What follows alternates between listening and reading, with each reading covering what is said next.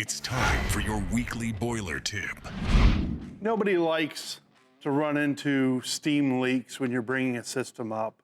And a question that we sometimes get is, is there a certain gasket type that's better to deal with expansion and contraction of the steam system as it's warming up?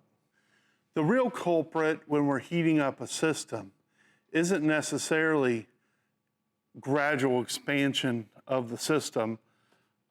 It's dramatic expansion of the system, and it's hammer. The key to bringing a system up without having leaks is to prevent hammer and sudden pressure changes, sudden temperature changes in the system. The first thing we can do to prevent hammer in a system when we're warming it up is to open drain valves on the header. Because as the system pressure is coming down, condensate's still forming, but we no longer have pressure to remove the condensate. Opening valves and allowing gravity to help us out, whether it's adding ball valves to strainers, adding valves or opening valves on the bottom of drip legs. If we can eliminate the water content of the header before we start, we're way ahead of the game.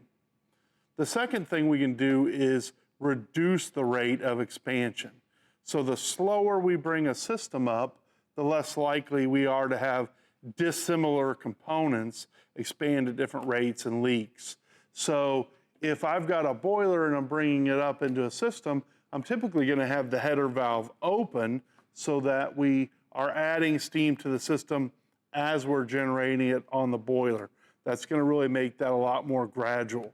If we don't have that option and we have recurring problems, it's probably worth putting a bypass on the larger valves.